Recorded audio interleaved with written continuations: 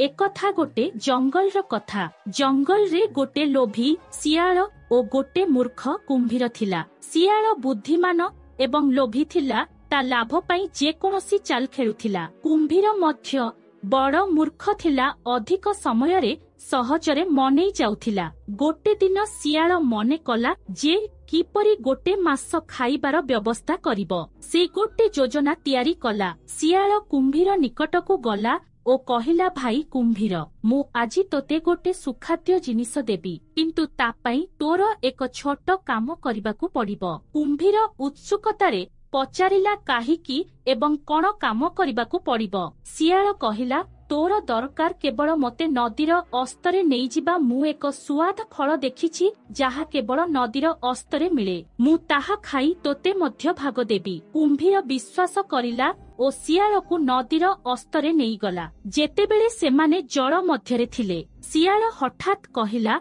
तुमे मते जल मध्यरे आनिबा पई ठकिछ। तुमको तुमर मूर्खतार मूल्य देबाकू पड़िबो। एबे कुंभीर भाबिला जे से सियालंकु यथेष्ट बुद्धिमान भाबी हातियार करिबार उद्देश्य मुह धरिथिला, किंतु सियाल विचक्षण हेबारु कुंभीरर मूर्खतार फायदा उठाई एबे जलरू पलाई गला। एही कहानीरू आमे शिखिबाकू पाऊ जे अधिक लोभ करिबा ओ मूर्खता तळे दुर्गति आणे।